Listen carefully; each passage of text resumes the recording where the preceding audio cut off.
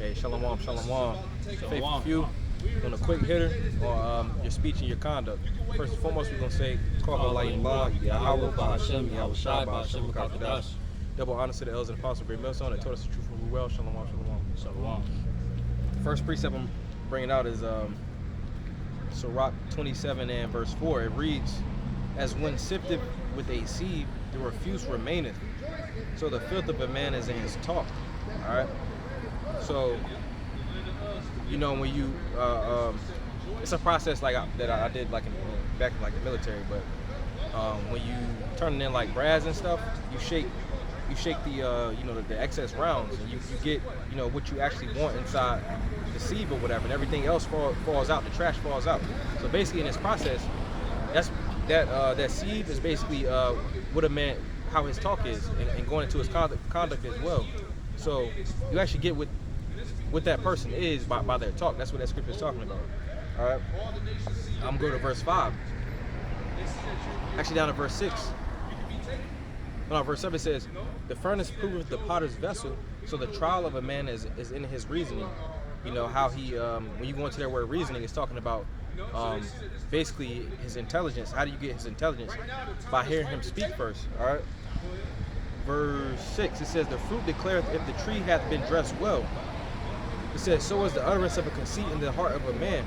So you can be able to tell if this man put on that glorious robe through his talk, all right? Both in his actual speech and his conduct, how he carries himself. You know, does he carry himself in a way that a man of the Lord would? You know what I'm saying? That's a way that you would see if a prophet is truly sent. Are they actually, you know, keeping the commandments, what the Lord said to do, you know? And verse 7, it says, praise no man before thou hearest him speak, for this is the trial of men, you know?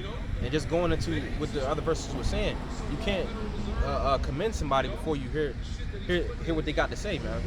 Because it's words say, even a fool is counted wise, you know, when he's not talking, roughly paraphrasing. I had a quick precept for him. It's Sirach, chapter 19, verse 6. He that can rule his tongue shall live without strife. Going into, if you can watch what you say, if you can hold in whatever your opinions are, your life can go a lot easier. And he that hated babbling shall have less evil. So a lot of people out here just speak to be heard. And that's what would be known as babbling, man. Just saying words just to have them out there. But if you can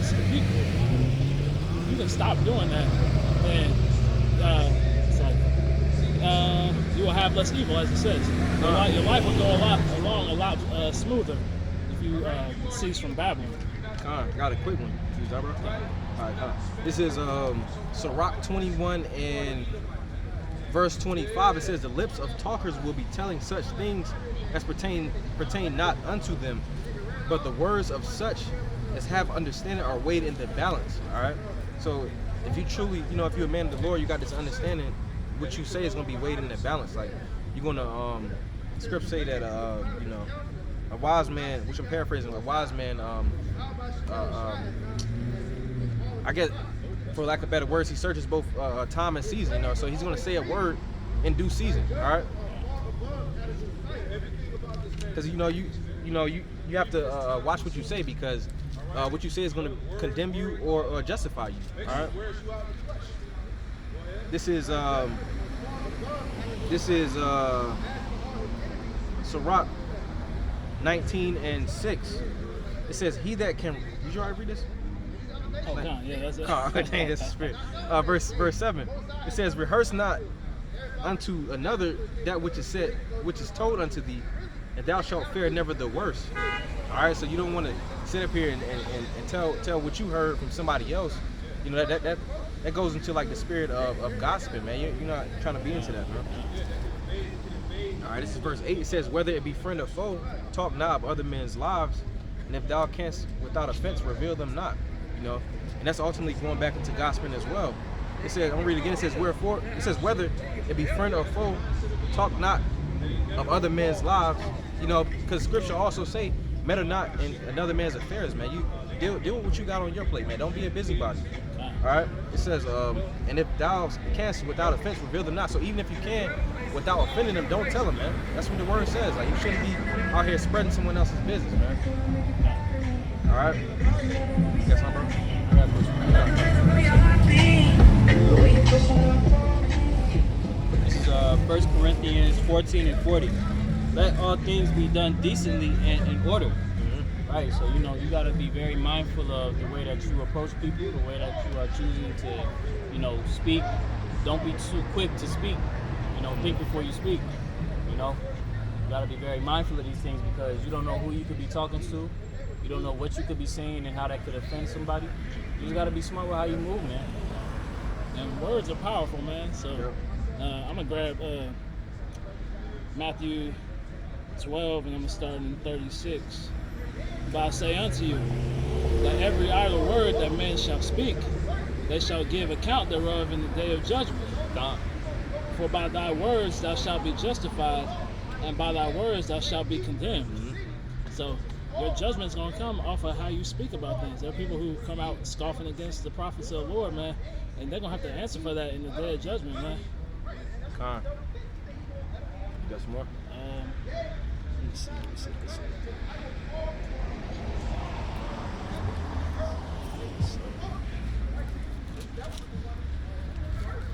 And that's the main reason why Esau Edom is going to be destroyed, man. Because he talks carelessly, his conduct, his conversation, and his laws, policies, all that stuff, man. This Psalm 37 and 30. The mouth of the righteous speaketh wisdom, and his tongue talketh of judgment. And that's what we're doing right now, man. We're speaking righteously. We're speaking about the judgment coming down upon this wicked kingdom, man. I got a quick one. This is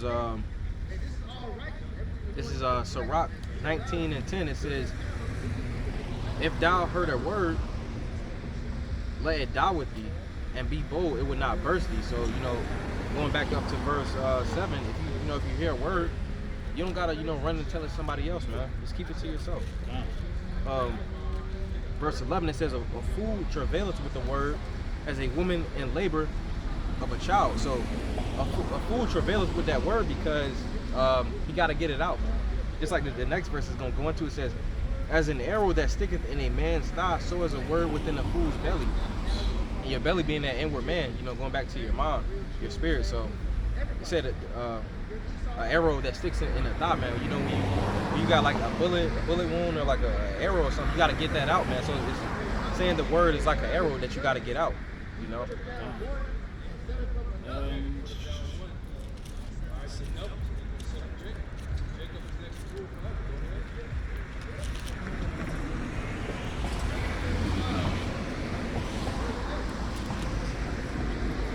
I got a quick one right here.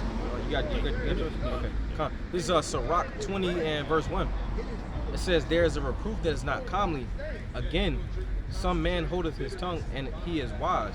So reproof is correction, and then comely going into suitable. So it says he holdeth his tongue and is wise. So he's wise because he's judging the time and the season to give that reproof, man. Sometimes you reprove somebody, but sometimes it's not suitable to do that. You gotta know when. That's why you gotta rely on this truth, man. You gotta stay rooted. And that comes with wisdom, man. So you can start to discern different things, man.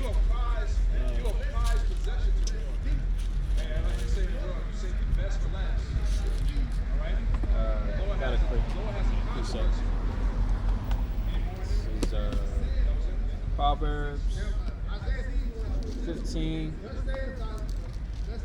Start at verse 2. The tongue of the wise uses knowledge aright, but the mouth of fools poureth out foolishness. Right, man. That's self-explanatory, When you have the wisdom and knowledge and understanding of these scriptures, man, your speech is different. You move accordingly when you're actually trying to apply the scriptures, But when you're not, you're foolish, and that reflects in how you speak. You got one going into that right there too, man. Ecclesiastes chapter 5, verse 1. Keep thy foot when thou goest to the house of the Most High, and be more ready to hear than give the sacrifice of fools. And what's that? Just speaking out of turn, speaking without knowledge or wisdom. For they consider not that they do evil. Verse 2. Be not rash with thy mouth, and let not thine heart be hasty to utter anything before the Most High. For the Most High is in heaven, and thou upon earth. Therefore, let thy words be few. That's going into giving the sacrifice of fools, man. Just if you're speaking on things you don't have knowledge of, and you don't have wisdom, man, then you're better off just being quiet and listening than to speak. That's something that you could gain yourself. This is Sirach 8 and 9. It reads, miss not the discourse of the elders, for they also learn of their fathers, and of them thou shalt learn understanding, and to give answer as need requireth. All right, so just going into your speech, it says don't miss the discourse of your elders. So watch how your elders bring out the word, and in some situations, take note on how they handle some situations, and see what you need to say in certain situations. You know. All right, now I also have, let me see. This is Sirach, Proverbs 18 and 13. It says, he that answereth a matter before he heareth it, it is folly and shame unto him. So you don't know everything. So you got to actually, like the brother said, be ready, be more quick to listen than to give the sacrifice of fools. So you don't know everything. So actually listen to what somebody has to say. Don't cut them off in their speech. This is Job chapter 15, verse 5. For thy mouth uttereth thine iniquities, and thou choosest the tongue of the crafty. Verse 6. Thine own mouth condemneth thee, and not I. Yea, thine own lips testify against thee. So just going back to the words you speak will lead to your judgment, and that's going to be of your own doing. Okay, this is Proverbs 15 and 28. It says, the heart of the righteous studieth to answer. It says, but the mouth of the wicked poureth out evil things. All right, and for those evil things, the wicked is going to be punished for that, man. I say the righteous studieth, going into studying to understand what you're reading. You're gonna study to know how to answer certain things in certain situations. To reiterate. All right. It's just going back into when you speak, you can't speak with any pride or arrogancy, which I'll go into in this. So 1 Samuel chapter 2, verse 3. Talk no more so exceeding proudly. Let not arrogancy come out of your mouth. For Yahweh Bashim Shai is the power of knowledge, and by him actions are weighed. So like I said earlier, man, you're going to be weighed and judged according to what you speak. And if you let wickedness come out of your mouth, then you will be judged accordingly. This is Proverbs 15 and 23. It says, a man hath joy by the answer of his mouth. A word spoken in due season, how good is it? I'm read again. It says, a man hath joy by the answer of his mouth. So you'll have joy if you're speaking good things, all right? If you're speaking evil things, you're going to get what evilness gets you, or wickedness gets you. It says, a word spoken in due season, how good is it? Because it says due season. Because you can speak a word at the wrong time, man. A wise man is going to speak, in due season, man. When he needs to speak it. Proverbs 10.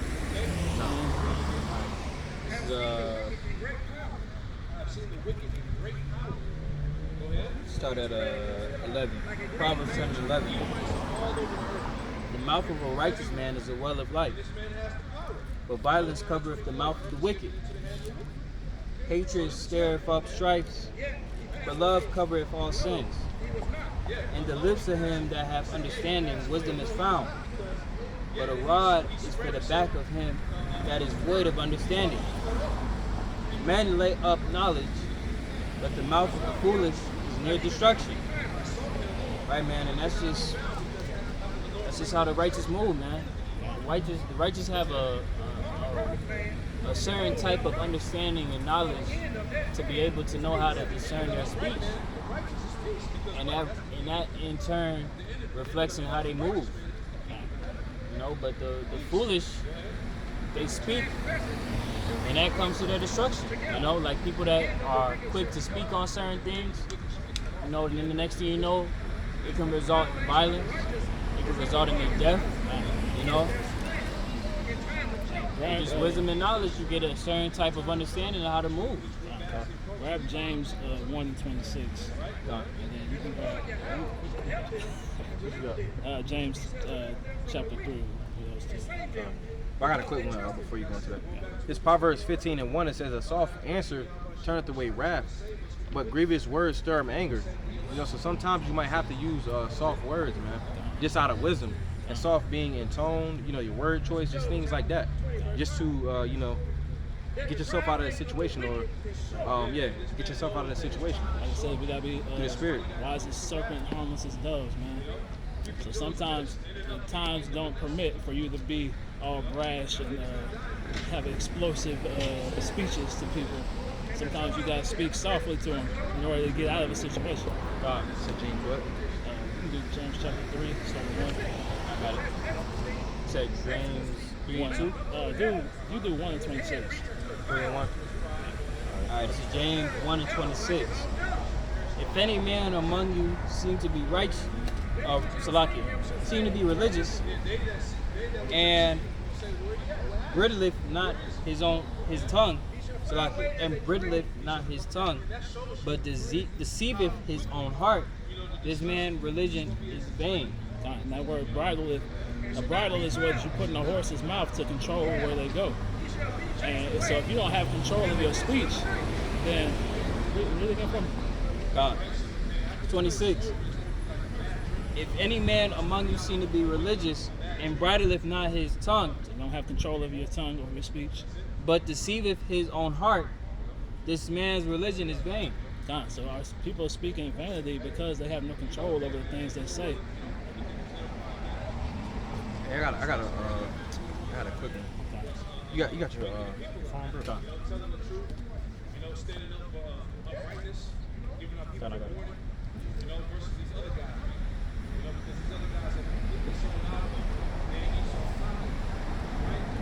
Yeah, man, we're just getting into it quick here, man. Just going into it. You got mind your tongue sometimes, man. You got, Especially in these times, man, like, it's very, very important, you know? it's getting serious out here, man. And God. if you speaking the wrong thing, All right, I got you. James 3:1. yeah. My brother. So So what? we can go ahead. So what? Because I was gonna go to 11, but we don't. I'm gonna get one more.